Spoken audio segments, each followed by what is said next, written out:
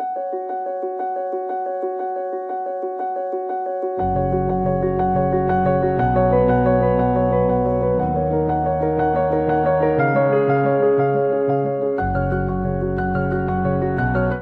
voy a pedir al doctor José Manuel Enciso, actual presidente de ANCAM, de ANPAC,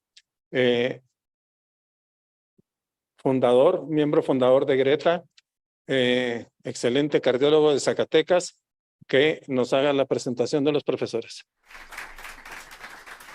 Gracias, doctor Arturo Guerra. Bueno, pues es un honor estar aquí también presente. Y creo que es muy importante el contar con estas personalidades y con estos temas.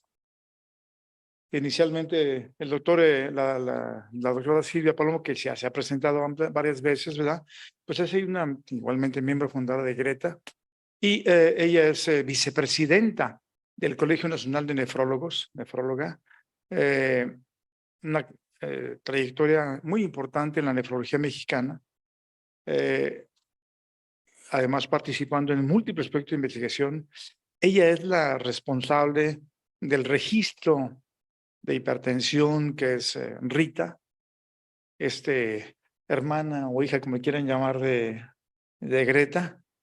Bueno, ella con una participación muy importante como en proyectos, en trabajos de investigación, en trabajo de campo, especialmente con este proyecto que es Rita, este registro que seguramente dejará huella profunda en el estudio de la hipertensión en este país, que nos dará datos de la vida real de lo que sucede con la hipertensión en este país. Pues ella será una de las ponentes. El doctor, primero las damas y luego los caballeros, perdón. Humberto Álvarez López, el cardiólogo egresado del Centro Médico del Siglo XXI de la ciudad de Guadalajara, de Jalisco. Y él evidente, es también miembro de Greta, del grupo central de Greta. Él igualmente participa con muchos trabajos de proyectos de investigación en su ciudad y a nivel nacional. Speaker destacado de muchas empresas. Y entonces él también va a estar aquí presente con nosotros, el doctor Humberto Álvarez López. El doctor Arturo Guerra también, pues nuestro presidente. Nosotros, como AMPAC, con muchas asociaciones hermanas, reconocemos la jerarquía de la Asociación Nacional de Cardiólogos de México, lo digo públicamente, reconocemos la jerarquía de esta asociación a la cual nos debemos y pertenecemos. Somos una asociación hermana, casi hija, la AMPAC, pero la asociación madre sigue siendo la Asociación Nacional de Cardiólogos de México, de la cual el doctor Arturo Guerra es presidente. Y entonces, obviamente que todos estamos en colaboración permanente con ellos. Así es de que, pues, procedemos a la primera ponencia. La doctora Silvia Palomo. ¿Quién es la presidenta?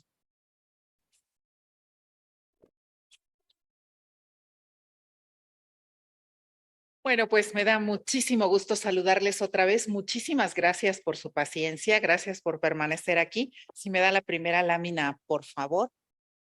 Hoy vamos a platicar algunos aspectos clínicos importantes que todos nosotros debemos saber como médicos de cualquier nivel de atención. No importa que estemos en el nivel 0 de atención, es importantísimo para nosotros poder saber algunos detalles importantes de ciertas poblaciones de hipertensos. Resulta que yo, como soy nefróloga, gracias a Dios,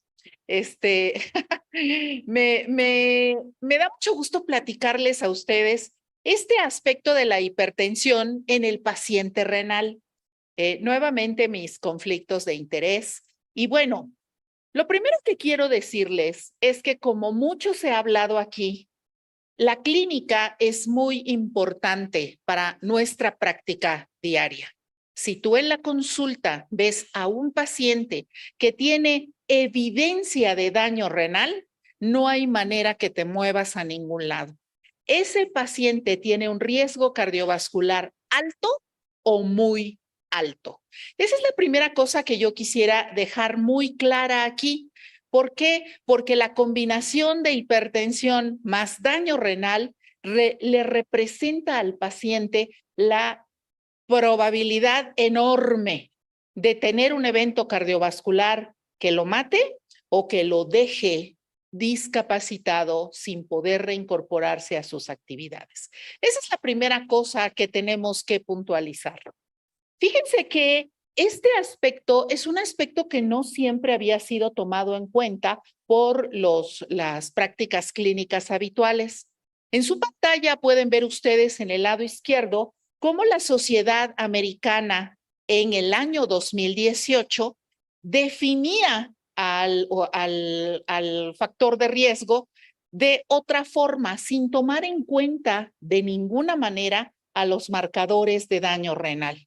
Pero un año después, la Sociedad Europea dijo, ojo, nosotros debemos de tomar en cuenta a la tasa estimada de filtración glomerular para que podamos establecer el riesgo cardiovascular de los enfermos. Y de esta manera, cualquier alteración en la tasa de filtración glomerular para ti y para mí significa que ese paciente tiene un riesgo cardiovascular alto o muy alto. ¿Por qué los expertos hicieron esto? ¿Por qué tomaron en cuenta a la tasa? Bueno, durante muchos años se ha ido acumulando evidencia científica que nos dice que tener daño renal, tener enfermedad renal crónica, no es otra cosa más que la tormenta perfecta para el riesgo cardiometabólico. Y eso está explicado por las estadísticas en mortalidad. Fíjate lo que dice la diapositiva, más o menos 1/3 de las personas con enfermedad renal antes de la diálisis se muere antes de llegar a la terapia sustitutiva. ¿Y cuál es la razón de ello? Justamente las enfermedades cardiovasculares. Estas personas que sobreviven a este punto número 1, más o menos tienen una incrementada prevalencia de enfermedad cardiovascular al momento en que tú das la indicación que el paciente tiene que ir a terapia sustitutiva. Y ya cuando está en terapia sustitutiva, el negocio no cambia. Las personas se siguen muriendo por enfermedad cardiovascular. Aunque la tasa de filtración glomerular es lo que los expertos han marcado como el parámetro para poder definir el riesgo cardiovascular, ustedes y yo como clínicos, pues no podemos olvidarnos de la albuminuria. Como tú sabes, la albuminuria no solamente es un marcador de daño renal, sino que es un marcador de daño endotelial. Y tenemos endotelio, pues justamente en todo el cuerpo. La albuminuria, independientemente de su magnitud, sí importa para el riesgo cardiovascular. Y esto es algo importante que me gustaría puntualizar. Recuerda, aunque tengas albuminuria considerada como normal, los estudios nos han dicho que si tienes albuminuria, la probabilidad de que tú desarrolles un evento cardiovascular es más alta que si no tuvieras albuminuria. Este asunto es importante porque hay veces, si vemos en la consulta al paciente con normoalbuminuria, solemos decir, está bien, no pasa nada, pero resulta que la epidemiología nos ha dicho que no, que sí pasa y pasa de manera muy importante. Habiendo dicho esto, yo quisiera dejarte en la mente cuáles son los objetivos a corto plazo de cualquier tratamiento antihipertensivo.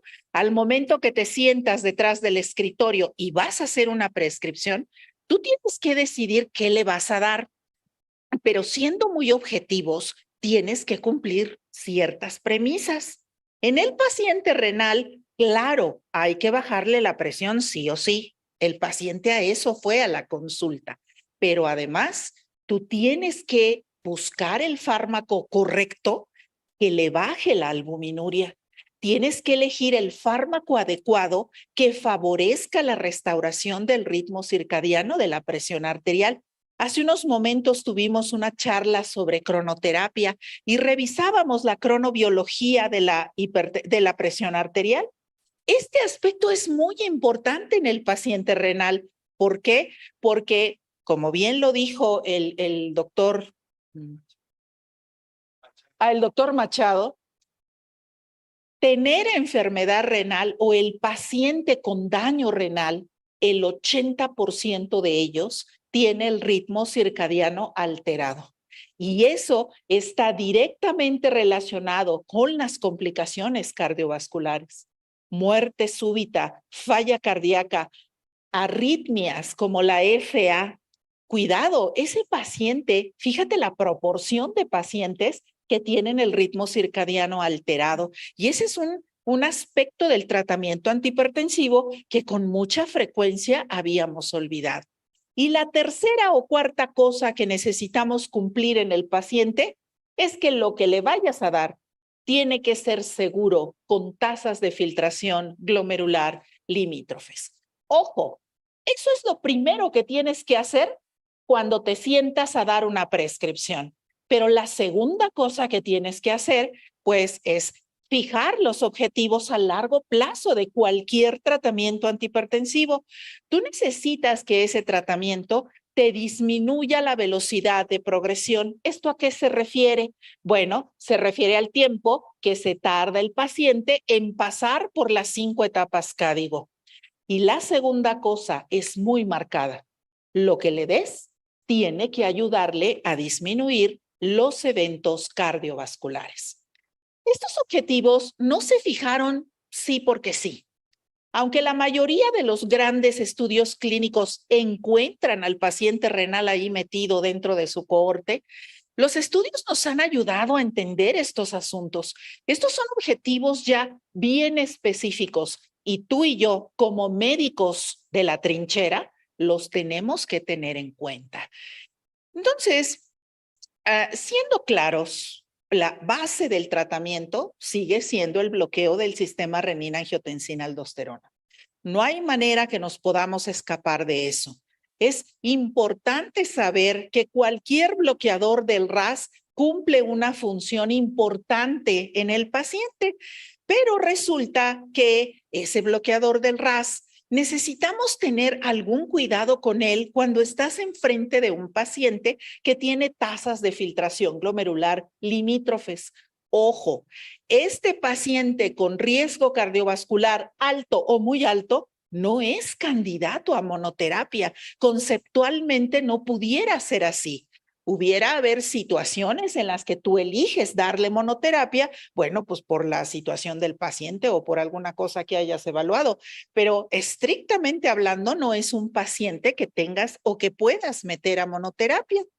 Entonces, si los bloqueadores del RAS nos representaran en algún momento algún problema, las guías nos dicen que tenemos otras dos grandes familias de fármacos, además de que son los fármacos ideales para combinarlos con el bloqueador del RAS.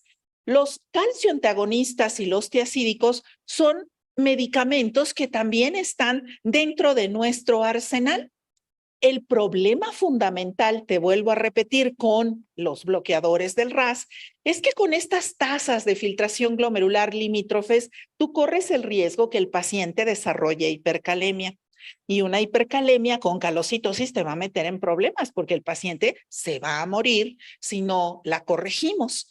Y la segunda cosa interesante en ese paciente limítrofe, bueno, es que naturalmente el bloqueador del RAS produce un efecto hemodinámico que baja la tasa de filtración glomerular. Imagínate que lo tienes con 20 mililitros por minuto, con 15 mililitros sobre minuto y baja la tasa porque tú le inicias el bloqueador del RAS. Entonces, estas dos cosas no solo pasan en tu consulta ni en la mía, pasa en los grandes ensayos clínicos controlados. Mira la placa, la diapositiva dice claramente que es un asunto por el cual debemos de poner atención. Y aunque en México ya tenemos a la puerta estos nuevos fármacos como el Patiromer o el ciclosilicato de sodio y de circonio que nos van a ayudar con esos pacientes, mientras no los tengamos a la mano, tú y yo debemos de tener precaución Cuidado con esos pacientes limítrofes. ¿Por qué? Porque, bueno, si seguimos las recomendaciones como receta de cocina sin valorar al paciente, podemos tener alguna complicación. Por tanto, necesitamos ver si estas otras familias de fármacos que nos recomiendan las guías pudieran tener algún efecto benéfico sobre los objetivos que debemos de tener con la presión arterial. Recuerda, los objetivos son sí disminuir la presión, pero además hay que ver la albuminuria, hay que ver la progresión y hay que ver los desenlaces cardiovasculares. Por lo tanto, vamos a ver qué nos dice la literatura. Sin ninguna duda, los dihidropiridínicos, los calcioantagonistas dihidropiridínicos, tienen una documentada eficacia antihipertensiva y cardioprotectora. Los estudios que nos apoyan estas situaciones, pues los puedes ver tú en la diapositiva. Esos fármacos son muy buenos para bajar la presión arterial y también protegen el corazón. Pero la literatura nos ha dicho que los calcioantagonistas son diferentes entre sí. Recuerda que tenemos dos familias, tenemos los calcioantagonistas dihidropiridínicos y los no dihidropiridínicos. Esta literatura viejita del 2003 nos ha dicho que los no dihidropiridínicos tienen unos efectos hemodinámicos que son muy parecidos a los bloqueadores del RAS. Ahí los tienes resumidos en tu pantalla. Este asunto es interesante para nosotros. ¿Por qué? Porque hay una cantidad de estudios clínicos, también viejitos, que nos han hablado sobre el efecto benéfico que tienen los no dihidropiridínicos sobre la albuminuria. Aunque estos estudios son antiguos, es muy importante que los conozcas porque estoy segura que tu consulta posiblemente tendrás pacientes a los que no les puedas dar bloqueadores del RAS por la razón que sea, o pacientes que no toleren bien los dihidropiridínicos. Por lo tanto, tienes esta opción que cumple perfectamente bien con los objetivos de disminuir la presión y disminuir la albuminuria. Pero, ¿qué otra cosa dice la literatura acerca de los no dihidropiridínicos? Bueno, la otra cosa importante que nos dice la literatura es que estos beneficios sobre la albuminuria son completamente independientes al descenso de la presión arterial. Eso es algo interesante. Asimismo, los no dihidropiridínicos, la literatura nos dice que tienen un efecto sobre el ritmo circadiano de la presión arterial. Por lo tanto, son una familia de fármacos que debemos de tener en consideración justamente en ese paciente que necesitamos ayudarle con su hipertensión y sus complicaciones renales en el contexto de un deterioro importante de la tasa de filtración glomerular. Ahora, ¿qué sabemos de los diuréticos? Bueno, esta frase que ven ustedes arriba en la diapositiva que dice el médico es el único genio que corre el riesgo de desconocer algo de lo que prescribe, justamente es una frase del autor. El autor dice, nos hemos olvidado muchísimo de revisar alguna otra cosa importante que tengan los diuréticos tiacídicos. Y bueno, el autor nos dice, ojo, los diuréticos tiacídicos también son capaces de ayudarte con la albuminuria, pero el problema es que nunca los administramos solos. Por lo tanto, pues no tenemos ninguna evidencia clínica que nos permita confirmar lo que sospechamos acerca de los diuréticos tiacídicos. Por lo tanto, siempre se recomienda que sean en combinación con algún bloqueador del RAS o con un calcio antagonista. La literatura nos ha llenado de información ahora sobre el uso de los antagonistas del receptor mineralocorticoide, sobre todo del receptor no esteroideo. En México ya tenemos esta clase de medicamentos y obviamente los ISGLT2, que bueno, aunque no tenemos oportunidad de platicar de ellos en este momento, son otras familias de fármacos que nos ayudan en el tratamiento de la hipertensión arterial de nuestros pacientes. No hay que perderlos de vista. Con esto, lo que quiero que te lleves a casa es que Ese paciente que tienes enfrente con hipertensión y ya con una complicación renal de la hipertensión es un paciente que tiene un riesgo cardiovascular alto o muy alto. Por lo tanto, su tratamiento no parece ser ideal con monoterapia, más bien con terapia combinada. Este tratamiento debe de cumplir requisitos fijos que hemos obtenido de lo que hemos aprendido de los grandes ensayos clínicos controlados. Debe bajar el riesgo cardiovascular, preservar la tasa de filtración glomerular, disminuir la albuminuria y ser seguro con tasas de filtración glomerular limítrofes. El RAS, el bloqueo farmacológico del RAS, sigue siendo la piedra angular del tratamiento, pero en aquellos pacientes a los que tú no les puedas iniciar un bloqueo farmacológico del RAS por tener una tasa limítrofe, bueno, tienes a los calcioantagonistas, de ellos los no dihidropiridínicos son los que parecen los que tienen efecto benéfico sobre el riñón, y también tienes a los antagonistas no esteroideos del receptor de los mineralocorticoides y al ISG y a los ISGLT2. Espero que esta breve revisión pueda ayudarte a tomar decisiones razonadas en este contexto de la enfermedad renal crónica. Habría que decir todavía muchísimas cosas más, pero necesitamos llevarnos este mensaje a casa. Les agradezco muchísimo su tiempo.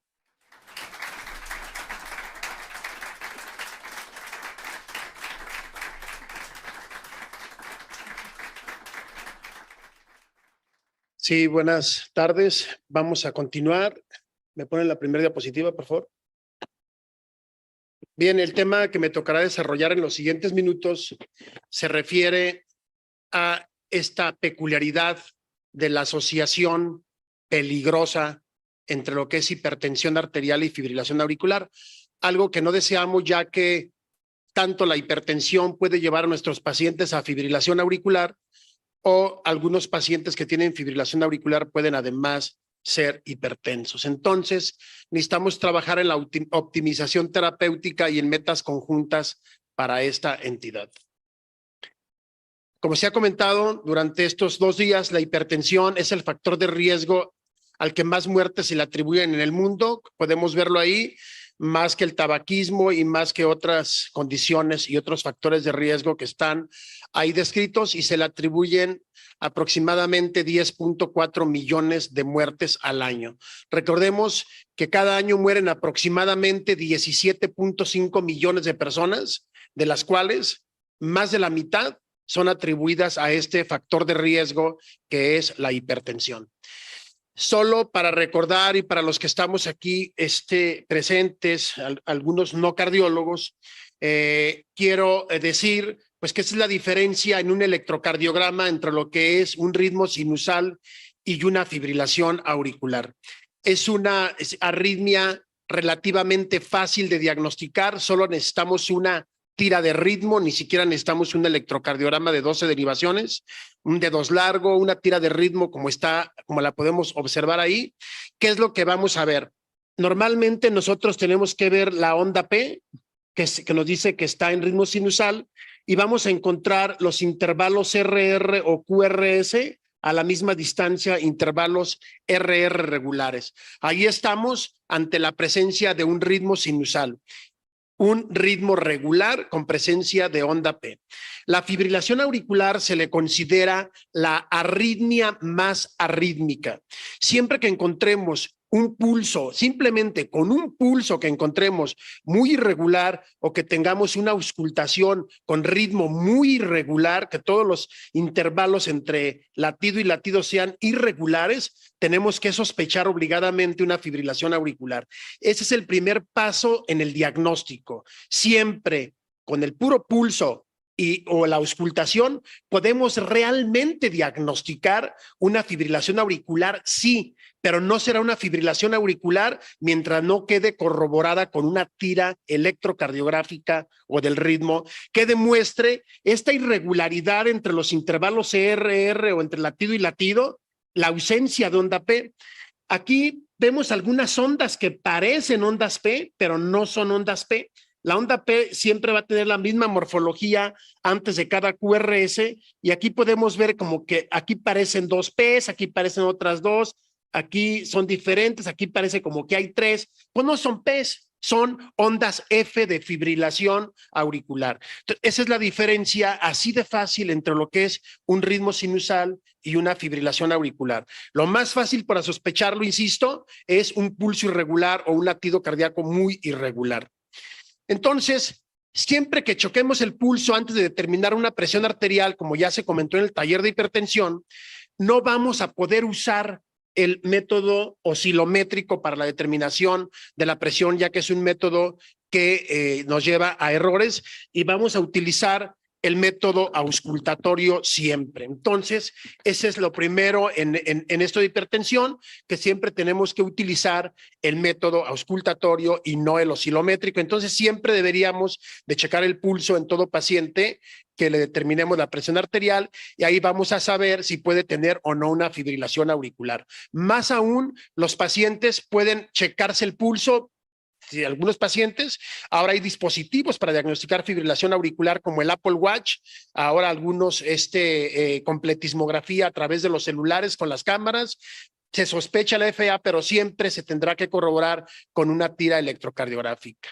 La prevalencia de fibrilación auricular está incrementando. A nivel mundial se considera que existen aproximadamente 43.6 millones de personas que tienen fibrilación auricular. Esto va incrementando. Ahí podemos ver la prevalencia entre los diferentes países. Los países que tienen menos prevalencia, prevalencia intermedia, prevalencia alta, como estamos viendo Estados Unidos, Canadá, Suecia, con prevalencia más alta por cada 100,000 habitantes.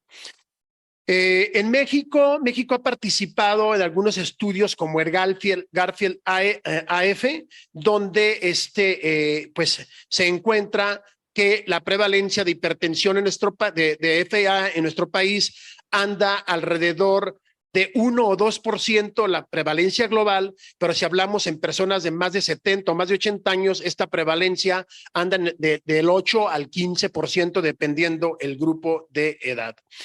Aquí podemos ver en otro estudio que fue el REMEFA o Registro Mexicano de Fibrilación Auricular, cómo frecuentemente muchos pacientes que tienen fibrilación auricular son además hipertensos. Aquí estamos encontrando un 63% de los que tienen fibrilación auricular son además hipertensos, y acá en Garfield AF también encontramos una prevalencia muy parecida.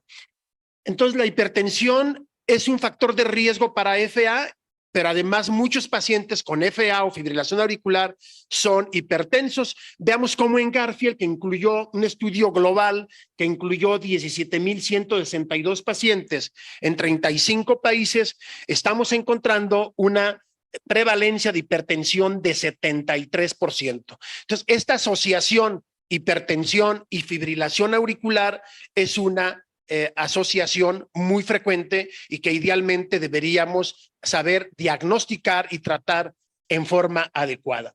La hipertensión, entonces, hemos comentado, es un factor de riesgo para fibrilación auricular debido a alteraciones que ocurren en el corazón, que pueden ser o bien estructurales o bien funcionales. ¿Qué pasa en lo estructural? Estas son en la hipertensión las alteraciones estructurales que nos llevan a fibrilación auricular. Una de la que se habla poco es que la hipertensión nos lleva a rigidez arterial, y la propia rigidez arterial puede acelerar la aparición de fibrilación auricular. Por otro lado, las alteraciones en los miocitos, como es la hipertrofia ventricular izquierda, la propia remodelación miocárdica, la presencia de fibrosis y dilatación auricular, todo esto condicionado por proliferación de fibroblastos, acumulación de colágena, apoptosis e inflamación, entre los cuales está involucrado el sistema renina-angiotensina-aldosterona, nos van a llevar a que estos cambios estructurales den la aparición de la arritmia. ¿Y cuáles son las alteraciones funcionales que nos llevan a la fibrilación auricular? Por un lado, tenemos la disfunción autonómica con una sobreactivación simpática y con una sobreactivación del sistema nervioso parasimpático. Y a nivel neuroendocrino, estamos encontrando una sobreexpresión del sistema renina, angiotensina, aldosterona. Aquí lo podemos ver resumido. Esta activación simpática, activación parasimpática, cambios hemodinámicos con incremento de las presiones del ventrículo izquierdo y de la aurícula izquierda, la rigidez arterial, la hipertrofia ventricular izquierda, con todas estas alteraciones nos van a llevar a que aparezca la fibrilación auricular. Y la pregunta es, ¿se puede prevenir la fibrilación auricular en pacientes que son hipertensos? En este estudio, encontramos cómo sí es posible, ¿sí? Cómo en los pacientes que tenemos un control estricto de la presión arterial, vamos a lograr menor incidencia de fibrilación auricular en comparación cuando usamos el tratamiento estándar. Entonces, aquí tenemos una prevalencia de 6.21 por cada 1,000 personas y 8.33 por 1,000 en el estudio SPRINT. En todos los subgrupos podemos encontrar que el control intensivo puede lograr reducir la prevalencia de fibrilación auricular. Esto es solo para recordar cómo hacemos ecocardiográficamente la medición de los volúmenes de la aurícula izquierda, cómo tenemos también el strength rate para valorar la función de la aurícula izquierda, cómo valoramos en el eco bidimensional la hipertrofia ventricular izquierda y también la función sistólica. Basándose entonces en la presentación, duración y fin espontáneo de los episodios, la Sociedad Europea de Cardiología clasifica la fibrilación auricular como paroxística si dura menos de 48 horas, si dura entre 48 horas y 7 días, se le llama persistente, y persistente de larga duración si dura hasta 1 año, y si ya dura más, pues se considera una fibrilación auricular permanente. La fibrilación auricular se parece a cuando la suegra va y te visita unos días y luego se va, o unas horas, ¿sí? Entonces, si la suegra llega y te visita unas horas o unos cuantos días y se va, es paroxística, es una visita paroxística. Pero luego se puede quedar unas semanitas, bueno, esa es la persistente, ¿sí? Y se queda hasta 1 año a vivir ahí contigo, y se va hasta el año, es persistente de larga duración, y si dura más de 1 año se le llama permanente, ya se quedó a vivir contigo. Yo no sé por qué aquí estoy viendo a algunos que ya les pasó eso, pero bueno, entonces la paroxística solo llega algunos minutos o algunos días, horas o días, la paroxística, y a veces no sabemos cuando vemos un paciente con fibrilación auricular si la fibrilación auricular es crónica o permanente. Entonces ahí le vamos a llamar fibrilación auricular de inicio o de primera detección, y después ya la podemos clasificar adecuadamente. La mayor parte de trombos en la aurícula, en la fibrilación auricular, que sabemos que es su principal problema, el 90-95% se van a formar en la orejuela izquierda, y por eso es que tenemos que dar anticoagulantes o utilizar oclusores de la orejuela izquierda, a veces tratamientos quirúrgicos, y estos embolismos pueden ser en su mayoría al sistema nervioso central, o también podemos tener a nivel periférico. Entonces, se pueden ir los coágulos hacia cualquier sitio, incluso hacia los riñones, y empeorar la función renal, como se venía comentando. Esos son los 4 pilares del tratamiento de la fibrilación auricular, entre los cuales están el manejo de los factores de riesgo, la anticoagulación, el control de la frecuencia o el control del ritmo. Cuando tenemos un paciente con fibrilación auricular, necesitamos controlar todos los factores de riesgo, no nada más la hipertensión, sino la glucosa, hacerlos que tengan ejercicio, de tratar si tienen síndrome de apnea obstructiva del sueño, tabaco y alcohol. Siempre usar la terapia combinada, como se ha venido comentando, y es importante que se utilicen tratamientos idealmente que traten tanto la hipertensión como la frecuencia cardíaca. Si tenemos una fibrilación auricular permanente, podemos dar cronotrópicos negativos como beta bloqueadores o calcio antagonistas no dihidropiridínicos como diltiazem y verapamilo. Entonces, ¿podemos combinar un ARA2 con diltiazem y verapamilo? Sí, sí lo podemos combinar y utilizar la terapia combinada. Podemos utilizar un ARA2 o un IECA con diltiazem y verapamilo más un diurético en terapia triple. La respuesta es sí. Entonces, además de controlar la presión arterial, es importante controlar la frecuencia cardíaca en pacientes con FA, ya que una frecuencia cardíaca demasiado alta va a producir también complicaciones cardiovasculares. Recordemos que los calcioantagonistas no dihidropiridínicos como diltiazem y verapamilo están en la clasificación de Vaughan-Williams, ¿sí? Y pues se utilizan en el tratamiento de la hipertensión y de la FA. Además, debemos dar anticoagulantes en nuestros pacientes, sobre todo cuando tienen un CHAS-VAS más de 2. Muchas gracias.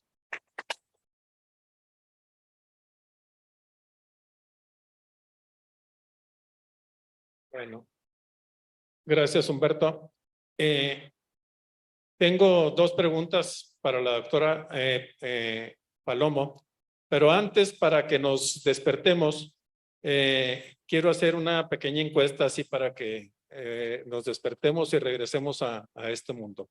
Primero que nada, cuando ven un paciente de primera vez en su consulta, ¿cuántos de ustedes les piden un examen general de orina? Como que muy poquitos, ¿verdad? Segundo, si en el examen general de orina encuentran proteinuria y le reportan, como todos los laboratorios, 30 gramos, ¿no? ¿Qué es lo que te ponen de proteinuria? ¿Cuántos le dan seguimiento a esa proteinuria? Entonces, yo creo que la plática que nos acaba de dar la doctora Silvia Palomo, creo que tiene que abrirnos los ojos porque cuesta mucho trabajo, pero hay que hacerlo de decirle al paciente que ya habitualmente vemos hipertensión y diabetes o hipertensión, diabetes, obesidad, eso no nos falla a todos en todo el país. Yo vengo de Tijuana y es lo mismo que en el resto del país. Entonces, le dices al paciente, su riñón está tirando proteínas y te dicen, estoy enfermo del riñón, entonces tengo otra enfermedad. Entonces, ¿qué es lo que hay que decirle? Hay que cuidarse de ese problema. Pero sobre todo tenemos que difundir estos conocimientos, son fundamentales. No podemos esperar que el paciente que llegó con 0.8 de creatinina, a la vuelta lo veamos con 2.2 de creatinina, porque entonces fallamos terriblemente en la prevención primaria. Ahora sí la pregunta, ya, perdón, ya me metí en tu terreno, pero ya no sé. Ella es cardionefróloga, por si no lo saben, ¿eh? Pues, presume mucho de su riñón, pero es cardionefróloga. Silvia, de acuerdo a que lo que nos has presentado, tendríamos que considerar, porque aquí hay una tendencias que por eso se llaman tendencias, tendríamos que considerar el regreso del diltiazem en el tratamiento de la hipertensión y particularmente en pacientes ya con manifestaciones de insuficiencia renal. Bueno, esa es una excelente pregunta y la respuesta es que el diltiazem siempre ha estado ahí. La verdad es que siempre ha estado ahí. Lo que pasa es que como los pacientes con enfermedad renal avanzada no se quedan en tu consulta, sino los derivan, habitualmente los derivan, entonces no es un fármaco que se prescriba mucho en el primero o segundo nivel de atención.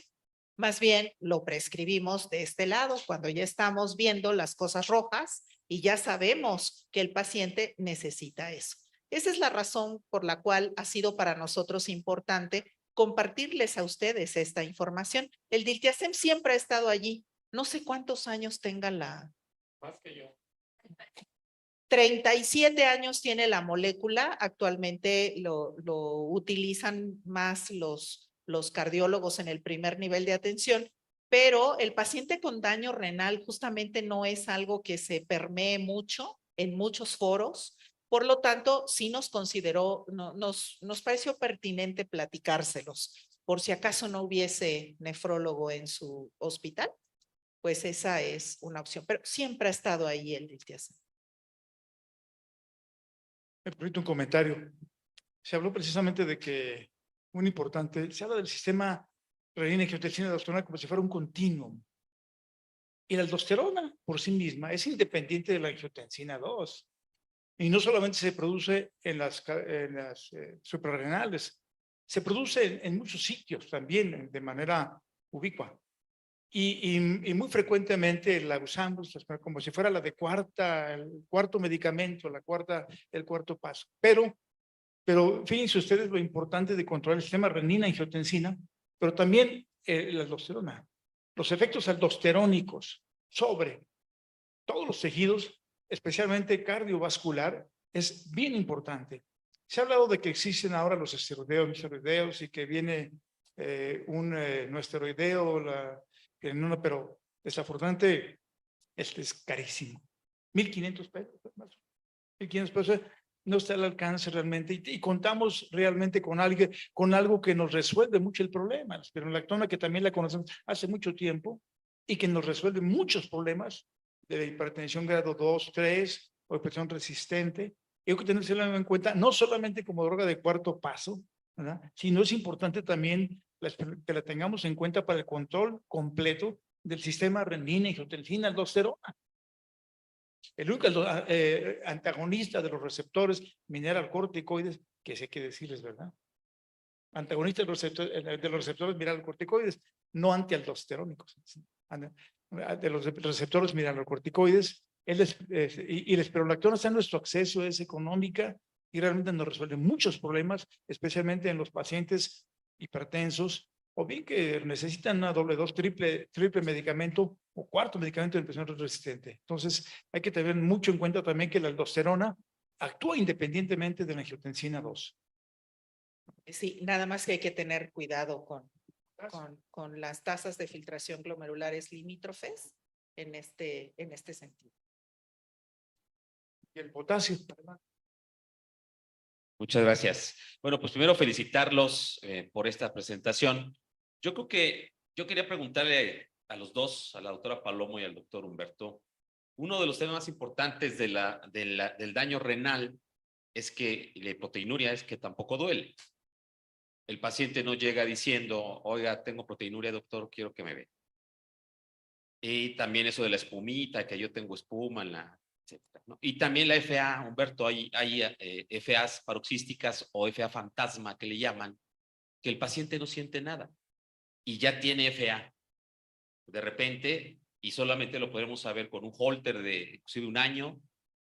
Primera pregunta para los dos, ¿cuál es el mejor método para detectar tanto daño renal como FA en pacientes asintomáticos?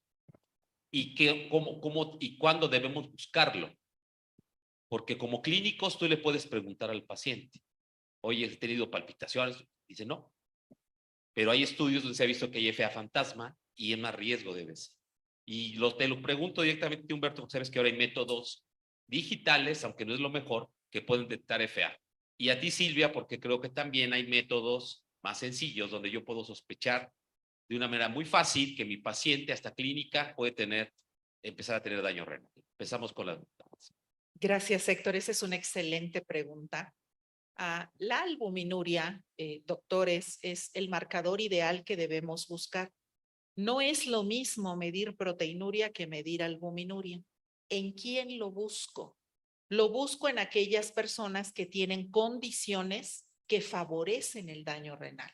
Y enlistadas así, en orden descendente, la diabetes y la hipertensión, el hecho de que tengamos alterado el índice de masa corporal, el sobrepeso o la obesidad, toda aquella persona que tenga antecedentes heredofamiliares de enfermedad renal en su casa, a veces el paciente dice, sí, el que está enfermo es mi papá, no yo. Y algo importante, y lo quise dejar al final para puntualizarlo, cualquier enfermo que tenga problemas cardíacos, ese es un paciente al que se le debe de buscar la albuminuria. ¿Cómo la busco? Bueno, a diferencia de la tasa estimada de filtración glomerular, la tecnología nos ha hecho justicia. Ahora tenemos unas tiras reactivas que inclusive te calculan el índice o el cociente albúmina-creatinina. Este cociente con una tirita reactiva lo puedes encontrar y si tú encuentras una vez que el paciente sale positivo con esto, lo tienes que corroborar a los 3 meses de acuerdo con CADIR. Esto es muy importante para nuestra práctica profesional, por eso agradezco mucho la pregunta. Ya. Con el asunto de la primera orina de la mañana, pues es algo que sí necesitábamos antes. Igual necesitábamos la recolección de orina de 24 horas. Los hospitales escuela siguen enseñando a los estudiantes a recolectar la orina de 24 horas. Digo, pero es muy didáctico nada más, porque ahorita la tecnología nos ha permitido en una muestra única de orina al azar, podemos tomar estas mediciones. Los laboratorios públicos nos dicen, no, tiene que ser a fuerzas la primera orina de la mañana. Pero las guías nos muestran estudios diversos en donde cualquier muestra de orina puede ser capaz de detectar la albuminuria persistente a través del cociente albúmina-creatinina. Cualquier cosa mayor de 30 miligramos sobre gramo es un asunto de alerta. Bueno, Permítame, doctor, ahorita le damos la palabra. Bien, es que le voy a contestar una pregunta acá que hizo el doctor. Sobre la pregunta, Héctor, de cómo detectar fibrilación auricular, hay mucha fibrilación auricular subdiagnosticada. Yo creo que hay más subdiagnosticada que diagnosticada. Esa es la impresión que tenemos, ¿sí? Y así como hay campañas para detectar hipertensión arterial, debería haber campañas para detectar fibrilación auricular, pero no, como no, es muy impráctico hacerle un electro a todo mundo y hacerlo muy frecuente. Por ahí algunos laboratorios en el mundo han lanzado campañas de enseñar a los propios pacientes a detectar su pulso, a que se lo chequen. Y si lo sienten irregular, ese paciente que vaya, que lo revise un médico, nada más con sentirlo irregular, para que le tomen un electro, porque ese paciente puede tener fibrilación auricular.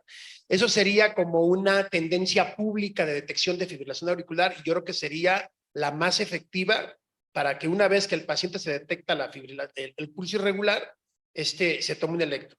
La segunda es que el médico lo revise, porque a veces el médico le pasan la presión que le tomaron afuera, no le cheque el pulso, no la ausculta, y tampoco pierde una oportunidad de detectar la fibrilación auricular. ¿Cuántas veces no hemos encontrado eso? Ese es como lo más simple, lo clínico, digamos, cuando tú dices pacientes NFA, ¿no? Y el otro, pues ya existen todos los métodos en orden de complejidad. En orden de complejidad están el electrocardiograma como tal, luego sería el Holter de 24 horas, luego sería el Holter de 48 o 72, el de 7 días, que también tenemos, el Holter de un mes, los Holters implantables que duran hasta un año, y sabemos que entre más tiempo monitoricemos un paciente, más probable y más aumenta la prevalencia de fibrilación auricular.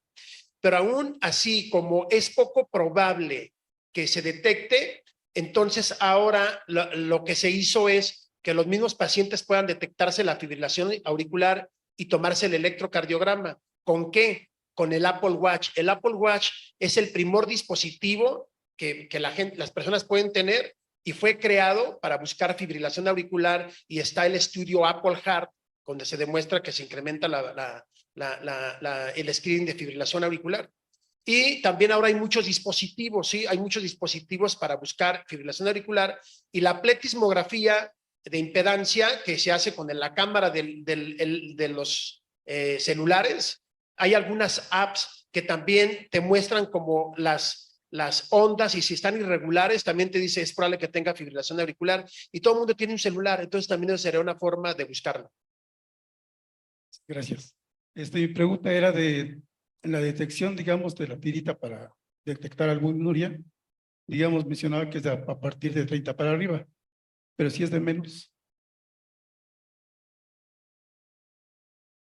Cuando es de menos, la literatura nos ha dicho que debemos preocuparnos porque el paciente que lo tiene mayor riesgo de presentar eventos cardiovasculares comparado que el que no lo tiene. En la escuela, yo me acuerdo haber aprendido muy bien que si tenía menos, pues bueno, no había que preocuparse de nada, el paciente estaba bien, no pasaba nada, pero los estudios nos han demostrado ya lo contrario. He comparado muchas veces el tener albuminuria a tener un embarazo. Una mujer que está embarazada, pues no está micro, macro, normo embarazada o síndrome nefrótico embarazada. Está embarazada. Y al final del día tendrá un producto. El paciente que tiene albuminuria, independientemente de la cantidad, tiene albuminuria y al final del día va a tener un producto. El producto es una complicación cardiovascular. Por lo tanto, desde el punto de vista cardiovascular, es muy importante definir ¿tiene o no tiene? De hecho, los expertos nos han dicho que debemos de quitarnos ya la clasificación micro, macro, normo, síndrome nefrótico. La pregunta es, ¿tiene o no tiene? Si tiene, hay que actuar.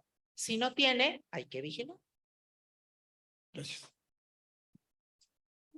Yo tengo una pregunta para los cardiólogos.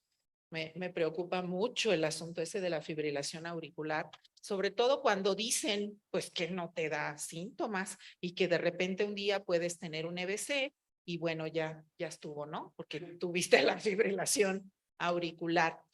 Yo quisiera, si me pudieras ayudar, Humberto, ¿cuáles son esos factores de riesgo que tienen esas personas que pueden tener fibrilación auricular asintomática?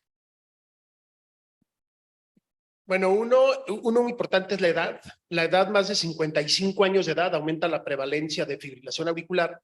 Cuando se tiene menos de 55 años, está más relacionado con factores genéticos, con ciertos genes. Hay como 15 o 17 genes que ya están involucrados en la aparición de fibrilación auricular y que aparecen en personas jóvenes o atletas también incluso, ¿sí? Entonces, otro factor de riesgo aparte de la edad es la obesidad. O sea, el tener obesidad incrementa, el tener síndrome metabólico, que es un estado proinflamatorio, incrementa la prevalencia de fibrilación auricular. Y todos los factores de riesgo, si le agregamos, aparte de la obesidad, le agregamos hipertensión, diabetes, ¿sí? El consumo de alcohol también incrementa la prevalencia de fibrilación auricular. El tener una cardiopatía estructural subyacente, como sería ya un infarto previo, una cardiopatía dilatada, una cardiopatía congénita, pero esos son los menos. O sea, los que tienen una cardiopatía estructural subyacente son los menos. Los más son los que tienen obesidad, edad avanzada, síndrome metabólico, básicamente, y la hipertensión arterial. Quizás esos son en los que hay que buscar esto. Entonces, hasta el 70% de las fibrilaciones auriculares no dan síntomas y a veces el primer síntoma es el evento isquémico cerebral. Bueno, pues no veo de tiempo y creo que ha sido bastante rica las pláticas y la discusión. Nos han aclarado muchas cosas. Tenemos esos mensajes con esas intervenciones. Vamos a dar por concluido ahorita el tema. Mensajes. El hipertenso, tenemos que estar muy pendientes de la función renal de todos nuestros pacientes obesos, diabéticos, hipertensos, muy pendientes de la función renal desde el principio, desde el inicio de su diagnóstico. Y segundo, bueno, pues también tenemos que estar muy al pendiente del pulso del paciente. Así que con eso terminamos, doctor Arturo, gracias. Arturo Guerra, Silvia, Humberto.